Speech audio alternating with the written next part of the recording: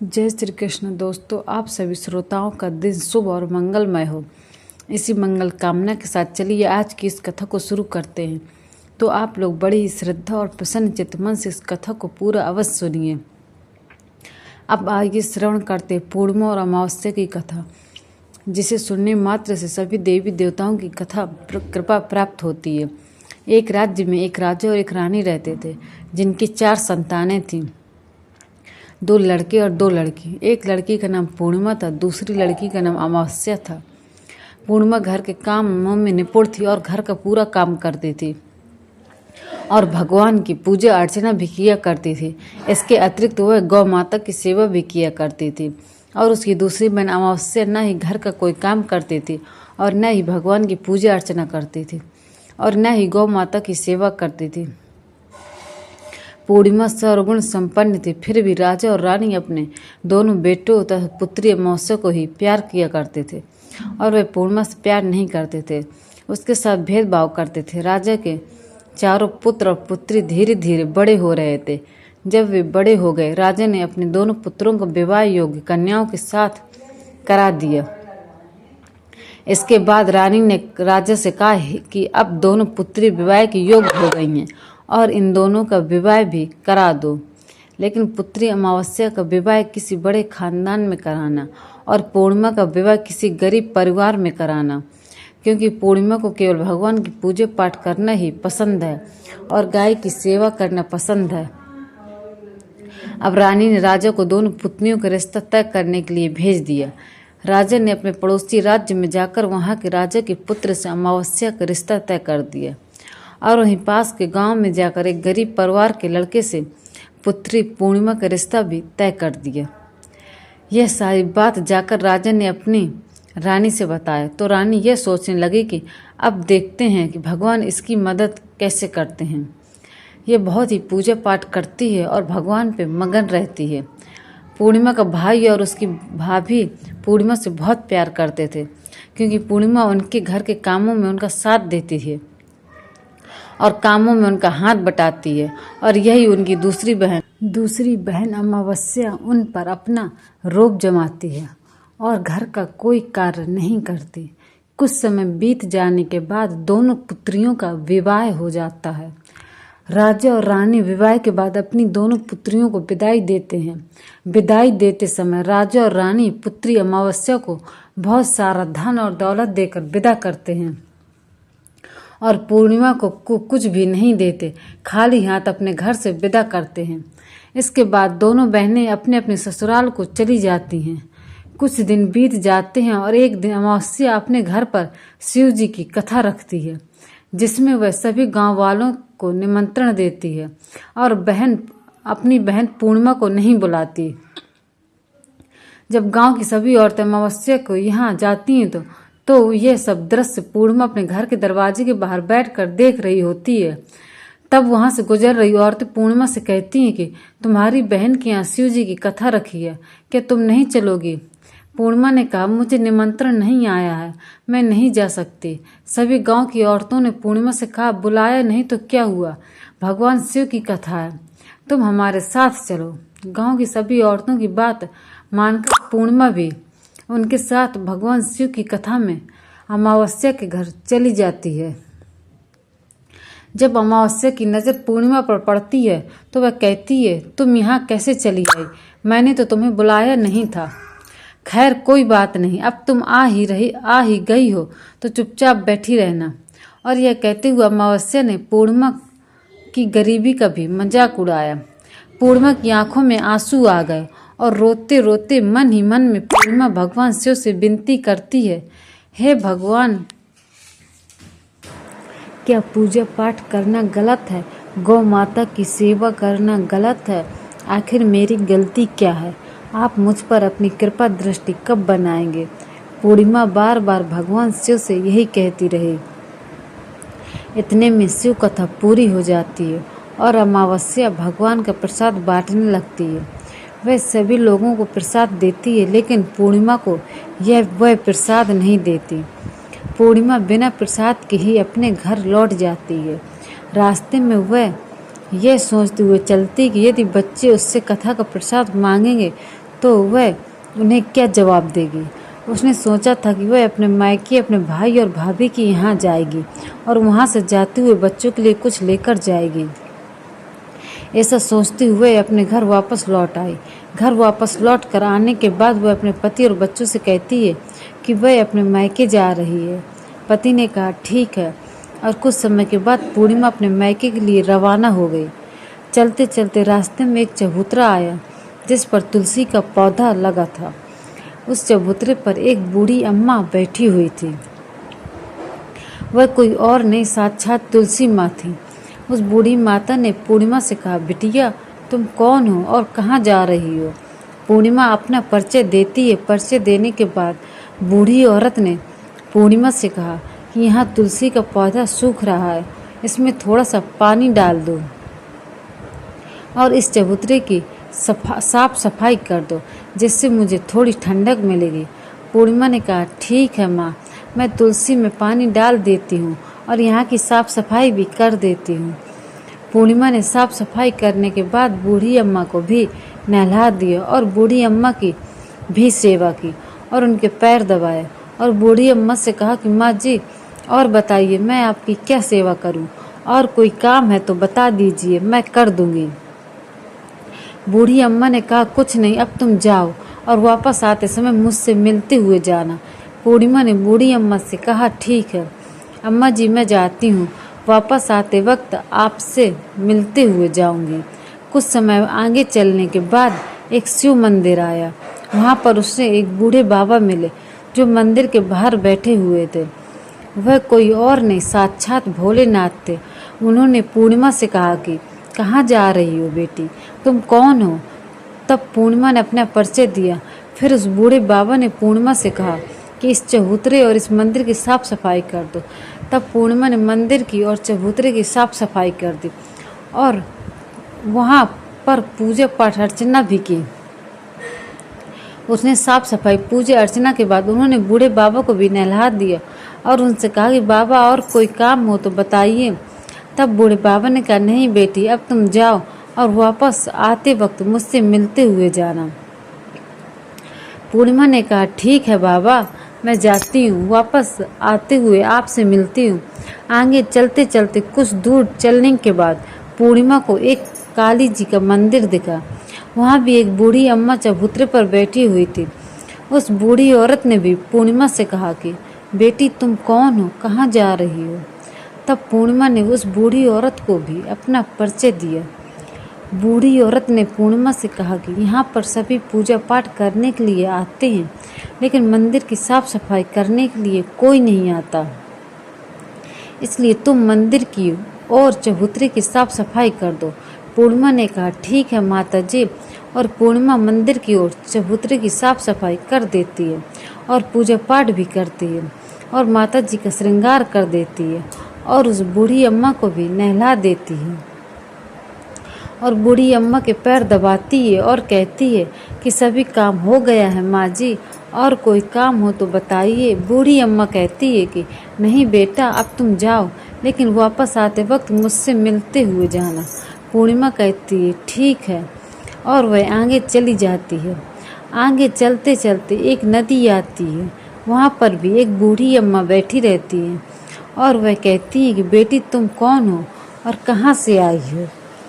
उसे भी पूर्णिमा अपना परिचय देती है और बूढ़ी औरत पूर्णिमा से कहती है कि नदी पर स्नान करने तो यहाँ पर सब आते हैं, लेकिन यहाँ की साफ सफाई कोई नहीं करता, इसलिए तुम इस किनारे पर साफ सफाई कर दो। पूर्णिमा कहती है ठीक है माँ जी, और वहाँ की साफ सफाई कर देती है और उस बूढ़ी अम्मा के पैर दबाती है और कहती है माँ जी और कोई काम हो तो बताइए। बूढ़ी औरत कहती है कि कुछ नहीं बेटी, तुम जाओ, लेकिन वापस आते वक्त मुझसे मिलते हुए जाना। और वह नाव में बैठकर नदी के दूसरे किनारे पहुंच जाती है और वहां अपने मायके के घर पहुंच जाती है। वहां पर पूर्णिमा के भाई और भाभी उसे देखकर बहुत खुश हो जाते हैं और वे पूर्णिमा की बहुत खातिरदारी करते हैं और उससे बहुत सारी बातें करते हैं और कहते हैं कि बच्चों को भी साथ में लेकर आती तो बहुत अच्छा होता। अब कुछ समय के बाद पूर्णिमा ने वापस अपने ससुराल जाने को कहा तो उसकी भाभी ने उसके लिए एक साड़ी दी और थैलों में बच्चों के लिए कपड़े और खाने पीने कुछ चीज़ें रख दी और कहा कि तुम बहुत दिनों के बाद आती हो। और पूर्णिमा की भाभी ने यह थैला पूर्णिमा के हाथ में दे दिया और कहा कि जाओ और जल्दी वापस आना। इसके बाद पूर्णिमा वहाँ से अपने ससुराल के लिए रवाना हो गई और उसी की नदी के किनारे पहुँची और नाव में बैठकर दूसरे किनारे पर उतर गई। वहाँ पर उतरने के बाद उसे वही बूढ़ी अम्मा मिली जो साक्षात गंगा मैया थी। उस बूढ़ी अम्मा ने पूर्णिमा को एक थैला दिया और कहा कि इसे तुम अपने घर पर जाकर खोलना। अब पूर्णिमा के पास बहुत थैले हो गए थे। इन्हें लेकर पूर्णिमा वहाँ से रवाना हुई। आगे कुछ देर दूर चलने पर काली माँ का मंदिर आया। वहाँ पर काली माँ बूढ़ी माँ के रूप में विराजमान थी। उसने कहा, आ गई बेटी पूर्णिमा। पूर्णिमा ने कहा, हाँ माँ जी, मैं आ गई हूँ। तो काली माँ ने उसे एक थैला दिया और कहा, तुम यह थैले अपने घर जाकर खोलना। अब पूर्णिमा के पास 3 थैले हो गए थे। तीनों थैलों को लेकर पूर्णिमा आगे बढ़ी। कुछ दूर जाने पर शिव जी का मंदिर आया, जहाँ बूढ़े बाबा के रूप में शिव जी स्वयं विराजमान थे। बूढ़े बाबा ने कहा, पूर्णिमा तुम वापस आ गई। पूर्णिमा ने कहा, हाँ बाबा, मैं वापस आ गई। बूढ़े बाबा ने भी पूर्णिमा को एक थैला दिया और कहा कि यह थैला तुम घर जाकर ही खोलना। पूर्णिमा ने कहा, ठीक है। अब बाबा पूर्णिमा के पास 4 थैले हो गए थे। अब पूर्णिमा 4 थैले अब कैसे ले जाती। उसने एक पुरानी साड़ी निकाली और उन सभी थैलों को एक गट्ठा बना लिया और सर पर रख कर वहाँ से रवाना हो गई। कुछ दूर जाने के बाद उसे तुलसी माँ बूढ़ी औरत के रूप में मिलती है और कहती है, पूर्णिमा तुम आ गई। पूर्णिमा कहती है, हाँ माँ जी, मैं आ गई हूँ। वह बूढ़ी औरत भी उसे एक थैला देती है और कहती है कि यह थैला तुम अपने घर जाकर ही खोलना। पूर्णिमा कहती है, ठीक है माँ जी। अब पूर्णिमा के पास 5 थैले हो गए थे। पूर्णिमा वहाँ से रवाना हुई तो वापस अपने घर पर पहुँच गई। पूर्णिमा ने बच्चों को नीचे रखा और सबसे पहले अपने मायके का थैला खोल कर देखने लगी। उसमें बच्चों के लिए अच्छे अच्छे कपड़े और खाने पीने की चीज़ें थीं और उसमें कुछ गहने भी थे। पूर्णिमा ने कपड़े अपने बच्चों को दे दिए और खाने पीने की चीज़ें भी बच्चों को दे दी। बच्चे यह सब पाकर बहुत खुश थे। अब पूर्णिमा ने दूसरा थैला खोला जो उसे गंगा मैया ने दिया था। उसमें ढेर सारे हीरे जवाहरात, सोना चांदी आदि था। इसके बाद अब पूर्णिमा ने तीसरा थैला खोला जो उसे काली माँ ने दिया था। उसमें बहुत सारा सोना श्रृंगार का सामान भरा हुआ था। इसके बाद पूर्णिमा ने चौथा थैला खोला जो उसे भगवान शिव ने दिया था। उसमें बहुत सारा धन संपत्ति भरा हुआ था और बहुत सारी खुशियाँ भरी हुई थी। इसके बाद अब पूर्णिमा ने 5वां थैला खोला जो उसे तुलसी माँ ने दिया था। उसमें चावल, दाल और 7 प्रकार के खाने की चीज़ों से भरा हुआ था। अब पूर्णिमा के घर में किसी भी चीज़ की कमी नहीं थी। उसका घर धन धान से भरा हुआ था और परिपूर्ण था। अब पूर्णिमा और उसका परिवार सुख में जीवन व्यतीत करने लगा। अब पूर्णिमा के मन में विचार आया कि क्यों न शिव जी की कथा कराई जाए और शिव जी की कथा में एक कार्यक्रम रखा। पूर्णिमा ने गांव के सभी लोगों को निमंत्रण दिया और घर घर जाकर सभी लोगों को बुलाया। पूर्णिमा अपनी बहन अमावस्या के घर भी गई और अमावस्या को भी शिव जी की कथा के लिए उसने अपने घर पर बुलाया। जब अमावस्या पूर्णिमा के घर शिव जी की कथा में आई तो उसने देखा कि पूर्णिमा के घर में किसी भी चीज़ की कोई कमी नहीं है। इतना सारा धन दौलत देखकर अमावस्या आश्चर्यचकित हो गई। उसने पूर्णिमा से कहा कि तुम्हारे घर में इतनी धन और दौलत कहाँ से आई। पूर्णिमा ने कहा, देखो बहन, तुमने शिव जी की कथा में मुझे नहीं बुलाया था, फिर भी मैं चली आई और तुमने मुझे प्रसाद तक नहीं दिया और मेरी गरीबी का मजाक भी उड़ाया। उसके बाद मैं अपने घर आ गई और घर आते हुए मन ही मन में सोच रही थी कि अपने मायके जाऊंगी और मैं अपने मायके चली गई और जो कुछ घटना इस बीच हुई वह सभी घटना अपनी बहन अमावस्या को बताती है। तो अमावस्या कहती है तुम भी मुझे प्रसाद मत दो और मुझे डांट लो। लेकिन पूर्णिमा ने कहा कि यह तो भगवान का प्रसाद है, मैं तो सबको दूंगी और तुम्हें भी दूंगी। फिर भी अमावस्या ने प्रसाद नहीं लिया और वह सीधे अपने घर चली गई। घर जाकर अपने बच्चों से कहकर वह अपने मायके जाने के लिए तैयार हो गई और मायके के लिए निकल गई। उसे भी रास्ते में चलते चलते तुलसी माँ मिली, जो चबूतरे पर बूढ़ी माँ के रूप में बैठी हुई थी। बूढ़ी माँ ने अमावस्या से कहा कि बेटी कौन हो तुम और कहाँ जा रही हो। अमावस्या ने अपना परिचय दिया। बूढ़ी माँ ने कहा बेटी ये तुलसी का पौधा सूख रहा है, इसमें थोड़ा सा पानी डाल दो और इस चबूतरे की साफ सफाई कर दो। इस पर अमावस्या ने कहा बुढ़िया तुझे दिखाई नहीं दे रहा कि मैंने इतनी महंगी साड़ी पहन रखी है, ये गंदी हो जाएगी। ऐसा कहकर वह वहाँ से आगे चली गई। आगे जाने पर उसे भगवान शिव मिले, जिन्हें भी उसने ऐसे ही कहा। उसके बाद आगे जाने पर उसे काली माँ मिली, जिनसे भी उसने यही सारी बातें कहीं। आगे जाने पर उसे गंगा माँ मिली, जिसे भी उसने यही सब बातें कहीं और आगे चली गई। इसके बाद अमावस्या जब नाव में बैठने लगी तो उस नाव में फूलों की जगह कांटे भरे थे, जो उसके पैरों में चुभ रहे थे। किनारे पर उतर कर वह अपने मायके चली गई। तब वहाँ उससे उसकी भाभियों ने तथा भाइयों ने देखा तो मन ही मन में कहने लगे कि काम की न काज की, 2.5 मन अनाज की। अब आ ही गई हो तो ठीक है, पूर्णिमा तो हमारे कामों में हाथ बटाती थी, ये कोई काम करेगी तो नहीं। अब उन्होंने खाना बनाया और खा पीकर सभी सो गए। अमावस्या जब सुबह उठी और अपनी भाभियों से कहा कि मैं अपने ससुराल जा रही हूँ। उन्होंने कहा कि ठीक है जाओ। अमावस्या बोली पूर्णिमा को तुमने एक थैला दिया था और मुझे कुछ नहीं दोगे क्या। भाई और भाभी ने कहा कि तुम घर जाओ, थैले तुम्हारे घर पहुंच जाएगा।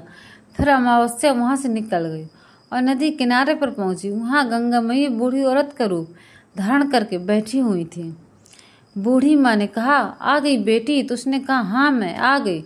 अमावस्या ने कहा तुमने पूर्णिमा को एक थैला दिया था और मुझे नहीं दोगी क्या। बूढ़ी अम्मा ने कहा तुम घर जाओ, थैले तुम्हारे घर पहुंच जाएगा। इसके बाद आगे जाने पर उसे काली मैया मिली, जिसने भी अमावस्या को यही कहा। जिसके बाद आगे जाने पर उसे शिव जी भगवान मिले, जिन्होंने भी अमावस्या से यही कहा। इसके बाद आगे जाने पर उसे तुलसी माँ मिली और उसने भी अमावस्या से यही कहा कि तुम घर जाओ, थैले तुम्हारे घर पहुंच जाएगा। अमावस्या अपने घर पहुंच गई है। आंगन में देखा तो वहाँ 5 थैले पड़े हुए थे। अमावस्या ने मन ही मन सोचा कि अब तो मेरे पास बहुत सारी धन और दौलत आ जाएगी। जल्दी जल्दी उसने सभी थैलों को खोला। किसी में मिट्टी थे तो किसी में पत्थर, किसी में कंकड़ और किसी में कोयला। उसे मायके से भी कुछ नहीं मिला, इन थैलों में कुछ भी नहीं था। अमावस्या दौड़ती हुई पूर्णिमा के पास के घर गई और कहती है कि तुम्हें तो इतना सब कुछ मिला, मुझे तो कुछ नहीं मिला, आखिर क्यों। तो पूर्णिमा कहती है कि जब मैं अपने मायके जाती हूँ तो अपनी भाभियों के साथ उनके कामों में हाथ बटाती हूँ, उनके साथ मिलकर काम करती हूँ, लेकिन तुम ऐसा कुछ नहीं करती, उनकी इज्जत भी नहीं करती, इसलिए वे तुम्हें भला क्या देंगे। इसके बाद तुमने गंगा मैया को ठुकरा दिया और काली माँ को भी ठुकरा दिया और भगवान शिव को भी तुमने ठुकरा दिया, इसलिए उन्होंने भी तुम्हें कुछ नहीं दिया। अमावस्या कहती है कि बहन तुम मुझे माफ़ कर दो, मैंने तुम पर हमेशा अत्याचार किया है, मुझे कुछ नहीं मिला तो कोई बात नहीं, मैं भी भगवान की भक्ति करूँगी और सब कुछ प्राप्त कर लूँगी, मुझे इन सब चीज़ों का रहस्य बताओ। तो पूर्णिमा ने कहा कि तुम 3 सूत्र का ज्ञान ले लो और उसकी कथा करना। पहले सूत्र में दया मांगना और दूसरे सूत्र में कथा मांगना और तीसरे सूत्र में 108 बार ओम नमः शिवाय का जाप करना। बहन भगवान ने ये सूत्र दिए हैं, इनको अपने हृदय में बसा लेना। मैंने भी यही 3 सूत्र अपने जीवन में अपनाए थे और सच्चे मन से भगवान की भक्ति पूजा पाठ की थी। फिर भगवान ने मुझे ये सब कुछ दिया और तुम्हारे पास जो कुछ भी था सब खत्म हो गया। इसके बाद अमावस्या अपने घर गई और भगवान की पूजा पाठ करने लगी। भगवान शिव से उसने माफ़ी भी मांगी और गौ माता की सेवा भी की और दूसरों की मदद भी करने लगी। हर हर महादेव। जय श्री कृष्ण। दोस्तों, आपको ये कथा कैसी लगी कृपया कमेंट करके ज़रूर बताएं और कमेंट बॉक्स में जय श्री कृष्ण लिखना ना भूलें। वीडियो पसंद आया है तो लाइक करें और ऐसी ही और भी बहुत सारी कहानियों को सुनने के लिए चैनल कृष्ण की दीवानी को सब्सक्राइब जरूर करें। धन्यवाद। राधे राधे। हर हर महादेव।